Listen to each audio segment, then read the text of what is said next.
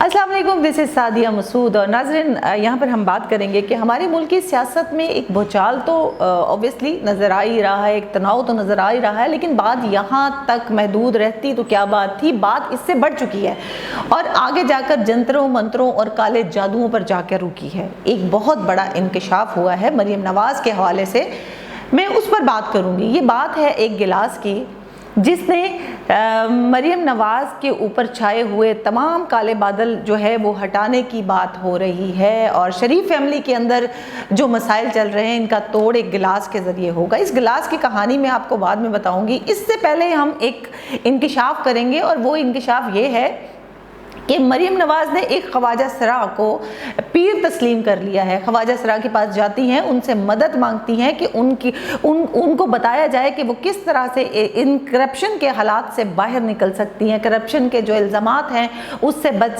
सकती हैं, सज़ाओं से किस तरह से बच सकती हैं। और इन ख्वाजा सरा जो हैं, इन्होंने इनको एक गिलास थमा दिया हाथ में, जो हर वक्त उनके हाथ में नज़र आता है। और कहा जाता और उनको ये भी कहा है कि आप पर प्राइम मिनिस्टर हाउस से लेकर दीगर वुज़रा जो हैं वो जादू टूना कर रहे हैं और आपको इनसे बचना है। और इनसे बचने के लिए ये गिलास उनके हाथ में थमा दिया गया है।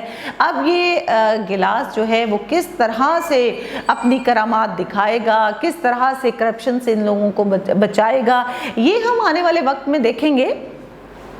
अब ये ख्वाजा सरा जो हैं वो अपनी जेब तो ऑब्वियसली गर्म कर ही रहे हैं, लेकिन मरियम नवाज़ को किस तरह से बचाएंगे ये एक बड़ा सवाल है। इस पर हमें डिस्कस करना है।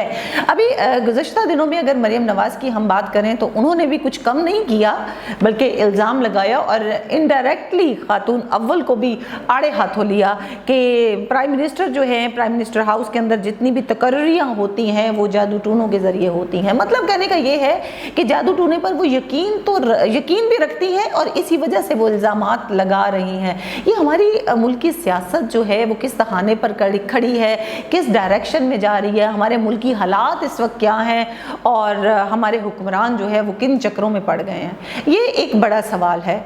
और इसके साथ ही इजाज़त दीजिए, अपना ख्याल रखिएगा। अल्लाह हाफ़िज़।